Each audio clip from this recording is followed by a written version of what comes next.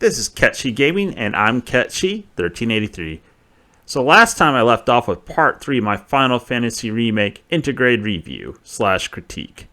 This will be part 4 of this series, in which I'll go over the intermission content that came with Intergrade. So the downloadable content, which it just came with a little leaflet instead of not being on the disc, which is a distinct negative for me. I kind of wish it was completely on the disc. Anyways, it stars Yuffie, the ninja in Final Fantasy VII. It's her own little standalone tale. In the original, she was supposed to be added to the story, but due to time constraints, they never added her, but at least not to the main story. You actually had to, actively search for her in the game in order to get her. I mean, I guess you could come across her by accident, but most of the time, when I played, I just had to search for her. So the premise for the story is that Yuffie has come to Midgard to infiltrate the Shinra headquarters in order to steal their secret developed materia. It takes place between chapters 8 and 13, sort of picking up where Cloud and the crew fail to blow up the Mako reactor and Cloud falls down. So it starts off with another one of their impressive cutscenes, with Yuffie dressed in a Mughal parka? Is the best way to describe it. She looks utterly ridiculous at this point in time. Anyways, she falls off the building, being a klutz, but manages to stick the landing. She then does this sort of introduction that she has clearly practiced, more or less stating that she's a materia hunter and she's here for materia, only to find out that no one's actually here and that they left a note for her, even though I don't know how she knew that she needed to head further into Midgard to find Avalanche. I found Yuffie to be a bit annoying at this part, and she continues to be more or less annoying as the story goes on, but she goes through a sort of arc, and I sort of wonder how they're going to handle that in part 2, which is a remark I will constantly make throughout this whole entire last segment of my review. I mentioned this in my other parts, but just in case anyone for some odd reason jumps to part 4, there is a main Avalanche group, and Barrett and Tifa are a splinter cell of that. Yuffie is trying to meet up with the main faction of Avalanche, who have more or less distanced themselves, believing that Barrett and Tifa's group is a little too extreme.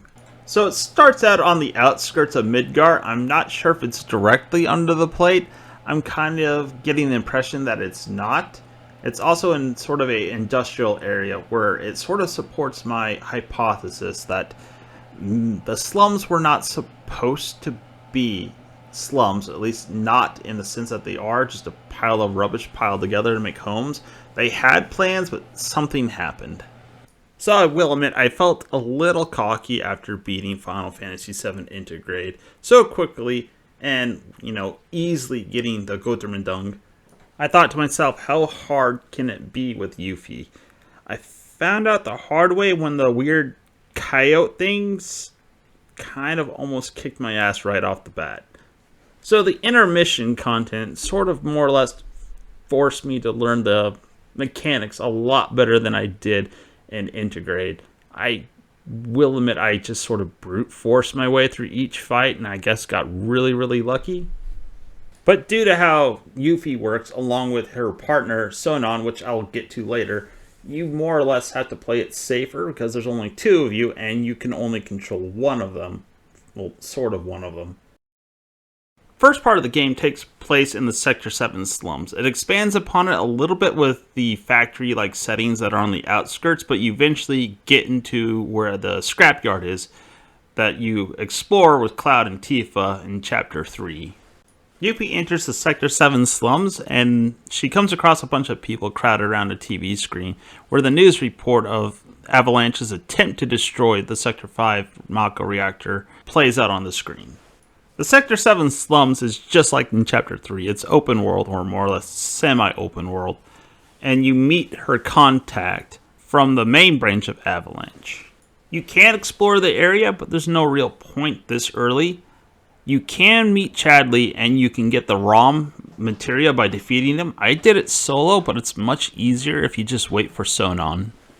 After meeting her Avalanche contact and going into a small headquarters where you meet a few more members, You are given quests by each individual and taught the basics of Fort Condor, a sort of board game that is in the Final Fantasy VII universe, but it's a mini game, or more or less it's just an homage to Fort Condor in the original Final Fantasy game and its corresponding mini game, which makes me wonder how they're going to handle that in the remake, if they even get to it. So after meeting all the Avalanche contacts, you meet your partner, Sonon. He is basically 100% controlled by the computer. There's some things you can do here and there to sort of influence what he does, but for the most part, you can't do anything with him.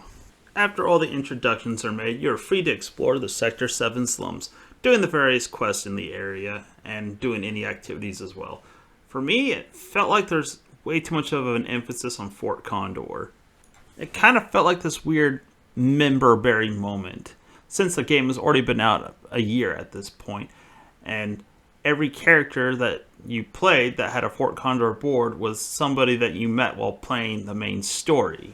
I mean, there was Kirane, Johnny, much to my chagrin, Roche, the soldier, the Shinra suit from the train in the main game, Wedge, Jesse, and finally Chadley himself, who's already made an appearance by this point in time, but he's also the Fort Condor champion. This is where I have the biggest issue with the DLC, that being that it's kind of on the short side, and Yuffie has the same level cap as in the main game.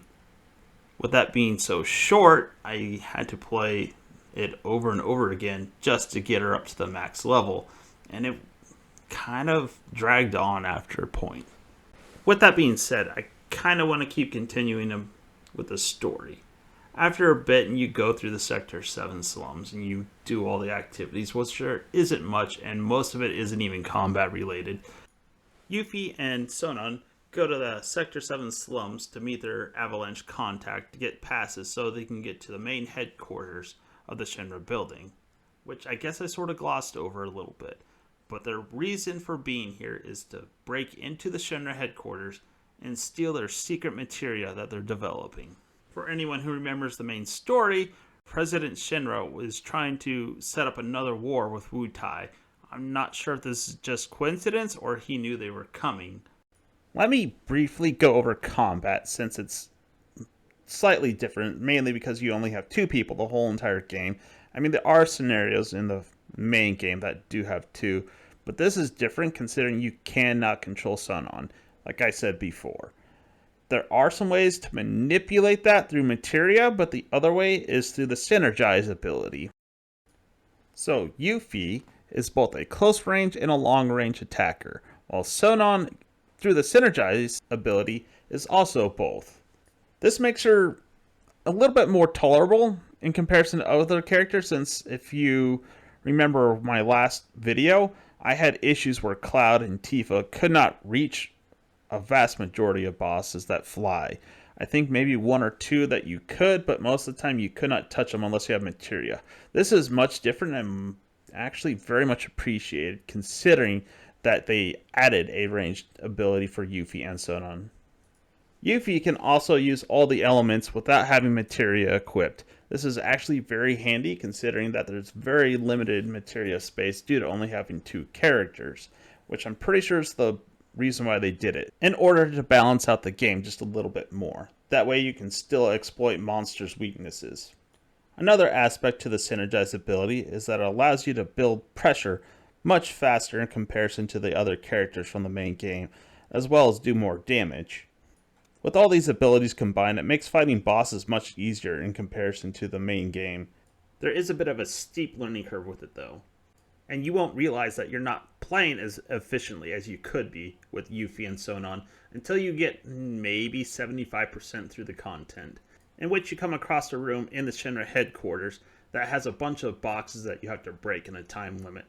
So in order to get the best score possible along with a trophy, you have to break every single last box, and this will test you. You will learn Yuffie's mechanics, and it will make you a better player by the time you're done with it. Alright, now that I covered the combat, let's go back to the story for a little bit. So two Shinra troops approach their contact at the Sector 7 slums train stop, and he takes off into what is I don't know what it is. It seems like a very industrial area that's still functioning, and I'm guessing it's mainly automated, but it feels like something actually is going on, and that, like I said, the city wasn't just supposed to be slums underneath. So this segment of the game has you chasing down their contact, along with the Shinra troops, and fighting monsters along the way. And I'm not sure how, but this guy just keeps outrunning both Yuffie and Sonon, even though they're ninjas. There isn't an encounter of one mini boss, it's a giant bird, and there's sort of a cliche moment in which Yuffie freaks out because, she's a girl. They finally get to the end on a circular platform where their contact is captured, and Yuffie reveals herself, getting rid of that Moogle poncho, which, to be honest, I don't know how that didn't get her captured. It stood out like a sore thumb, but she's kind of annoying, actually. She's been annoying throughout the whole thing, but this segment sort of cements that part. This then engages a boss fight with a giant metal sort of centipede. But with Yuffie's ability to select elements and use them to attack, it's really, really easy just to beat this boss. Especially since she can attack both close and far away. Even on the hard difficulty, this boss was just a cakewalk. So their avalanche contact gives them passes to board the train, and there's only one train left that's going back up to the plate due to the attack from the Splinter group, Cloud, Barrett, and Tifa. This is a point of no return. After this, you cannot go back to the Sector 7 slums and get everything that you missed. So just stay in the area until you get everything, or you're just satisfied with the progress and move on. Here, another sort of, I don't know if it's just a trope in terms of entertainment or just Japanese anime, but they're in the train and Yuffie and Sonon have a moment in which they talk about his sister. And they have a flashback to his sister dying, which, more or less telegraphs that Sonon is not going to make it to the end of the content. So the two ninjas make it to the Shinra Tower and are just casually let in, and they make it to a lower level. I mean, it could be part of the plot, them trying to tie in the war with Wu Tai along with Avalanche. I'm not sure. Who knows? They don't really explain it. So the two of them just, again, casually get into an elevator with Scarlet, the head of the weapons development. It's clear that she's aware that they're from Wu Tai and that this whole thing is just a trap and a setup. At least I think that's the case. So before I go any further, I'm going to cover a couple more things. There is another VR room, just like in the main story, in which they have challenges for you to complete. They're pretty easy for the most part. There is one last secret one that they like to pretend is actually secret, but it really isn't. All you have to do is look at the trophies, and you can tell that there's another one in what the final boss is going to be, which is just a different version of the Pride and Joy prototype. So the fight to get to the Pride and Joy prototype is actually a lot more difficult in comparison to the main story. As I was going through the footage while editing this video, I came across several glitches that I totally forgot about, along with some inconsistency amongst its gameplay.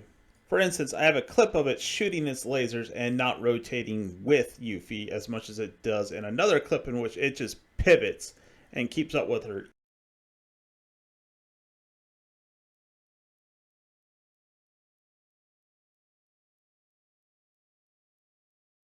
They start you right off the bat against Bahamut, who still summons Ifrit in the middle of the battle. So when I said that I kind of just brute forced my way through the game, this is sort of where it came to light that I was just doing that. Because there's only the two characters, I had to, better understand and learn what to do in what situations with Bahamut when he attacked. And by the time I was done actually beating the Pride and Joy, because you have to start all the way over if you lose at it, I was just a master of beating Bahamut with Sonon and Yuffie by this point. The second fight is against Rom, and be honest, he's just a pushover every time. I died on him once because I was, cocky and I wasn't paying attention, and I ran into a lightning bolt that stunned me, and he got a lucky hit in and killed me. It only happened once. So the Pride and Joy prototype, or I think it's the alpha version, is actually harder than the main story's version. So the very first time I fought it, I almost killed it without knowing any of the mechanics. I don't know what happened. Sonon did something dumb. He died. I tried to revive him, and it got me with just like a little tick of health left. And if you don't think I was angry, oh, I was super angry. But for whatever reason, I could not duplicate the success of my very first run, and it kept killing me over and over and over. I don't know how many times I did it. It was probably 20, maybe 30 attempts in a row, and it would just kick my ass every time.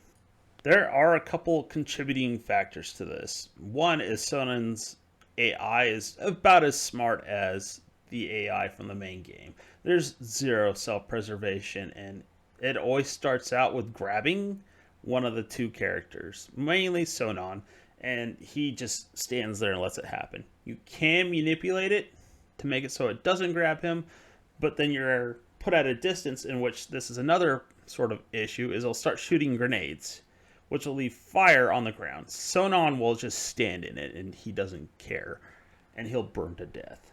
Also, it hits like a brick. It's inaccurate for the most part while you're moving, but if you hold still for whatever reason, it becomes super accurate. So it makes it really hard to get any spells off to heal if you need to.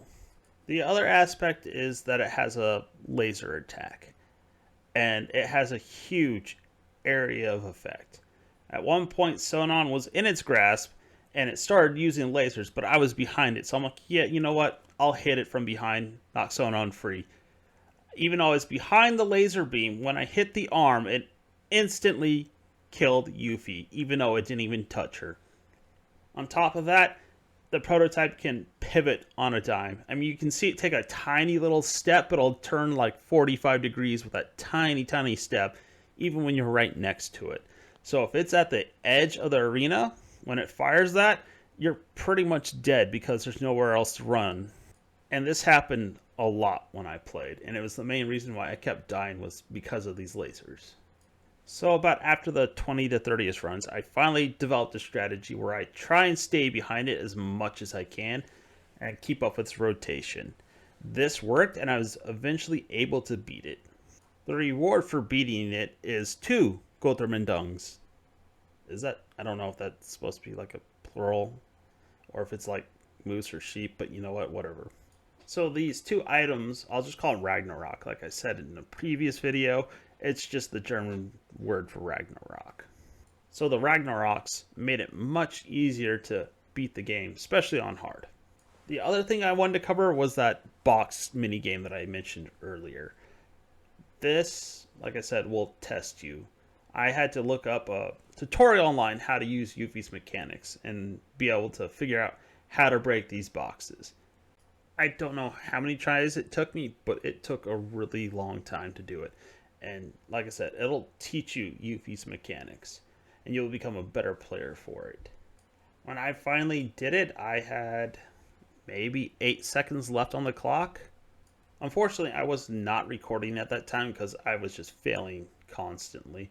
So I didn't want to, just keep recording failure after failure, having to siphon through that. Alright, back to the main story. After progressing further into the Shinra building, Scarlet then starts setting robots on the pair.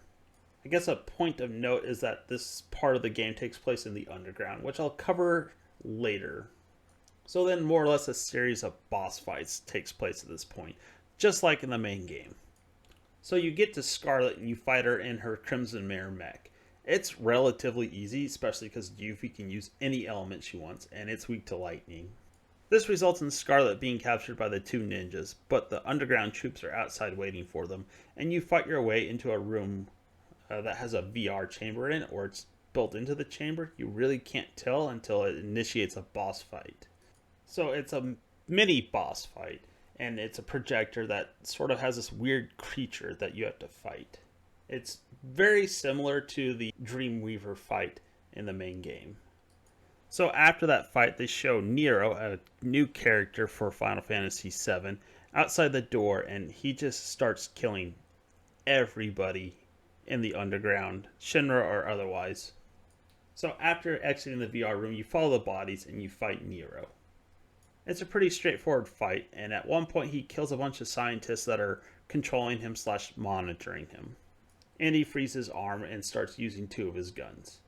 With the Ragnaroks, this fight is pretty easy on hard mode. But I really can't say much for this fight. It just doesn't feel distinct enough to me.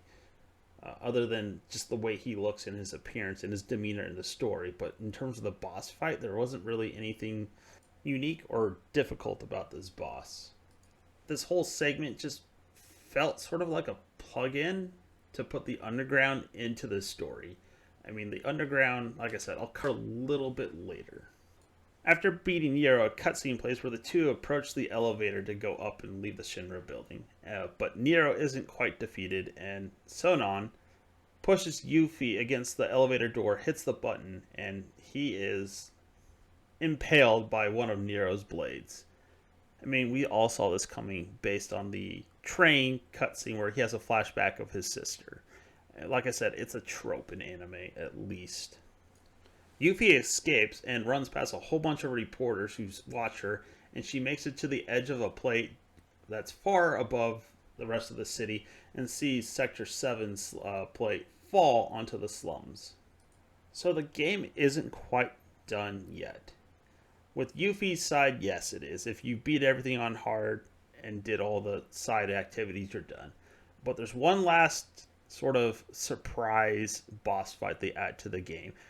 And it takes place in the main game, but is unlocked through the intermission DLC. And is one of the hardest boss fights in some ways in comparison to others.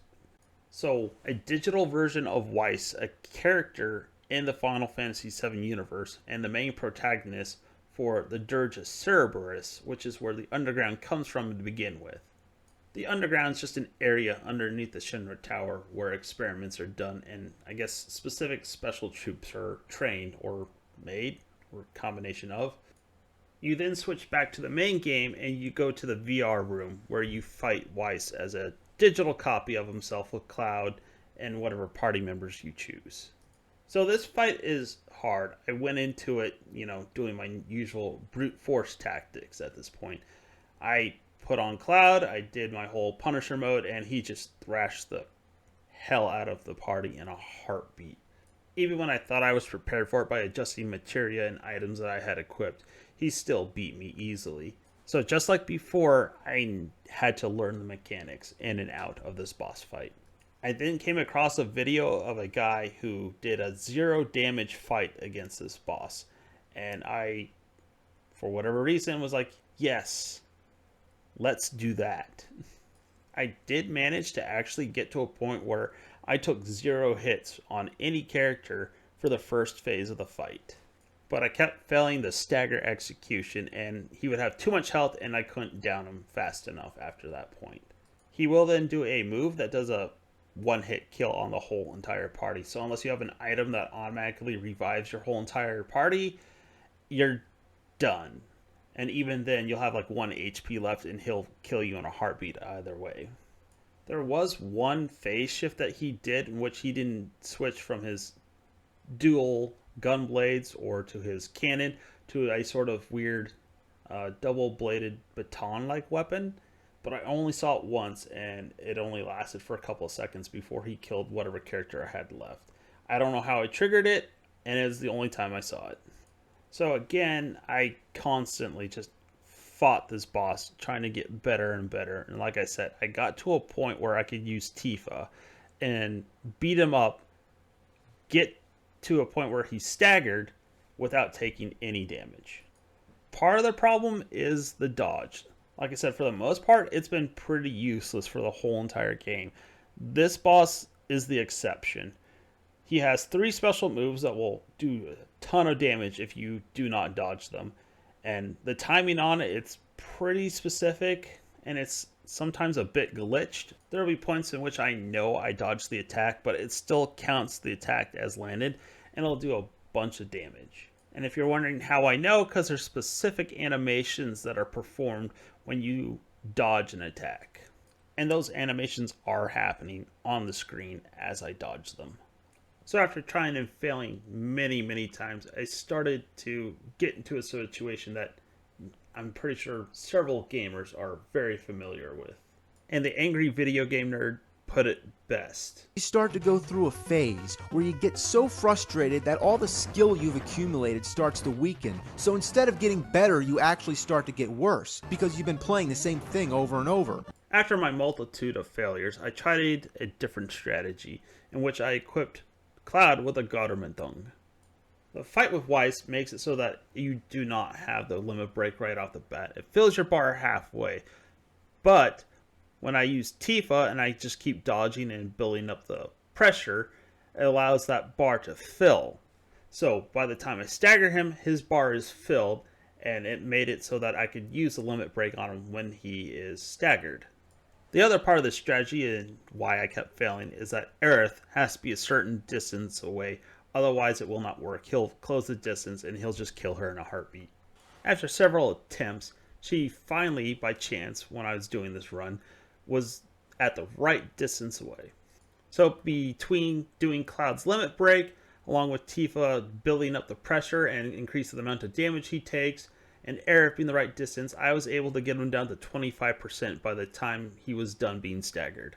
It was not a perfect run. I messed up on one of the dodges and Tifa took damage. But I was able to bring him down, and by that time I was just tired and I didn't want to play Final Fantasy VII anymore, and I just called it good enough. I earned every single last trophy, including for the DLC. So, some final thoughts. The game is definitely gorgeous throughout the whole entire thing. The combat is fluid for the most part. There are issues with that dodge. I don't know why it's not nearly as functional as I feel it should be, except for with Weiss, which is weird. It's the only boss that really is functional outside of maybe Reno, which has a very similar mechanic, but you really don't need it since he has weakness to time and wind materia. But it feels like some of these mechanics are hidden. Not the weaknesses, but the dodging mechanics. Like dodging towards him as he stabs you. I mean, logic would dictate that you try and get out of the way, not go towards him. On top of that, if you try and dodge out of the way, he will, in midair, change direction and still hit you, which, in my book is a game design sin. So I hope they improve the dodge in their next part of the Final Fantasy VII Remake. I know I briefly mentioned this in my last review, but let's go over it again. The AI needs some work. It's definitely not on the smart side, and they will not avoid damage. They will just go towards it. This is very apparent with Sonon, and it really is a detriment when you're fighting the prototype, because if he gets caught, you have to free him. Otherwise, he will die. I mean, you can revive him, but if you get caught as Yuffie, you will die, and that's game over. The AI, like I said, needs a little bit of tweaking to make it a little bit smarter when it comes to danger and maybe helping the player out.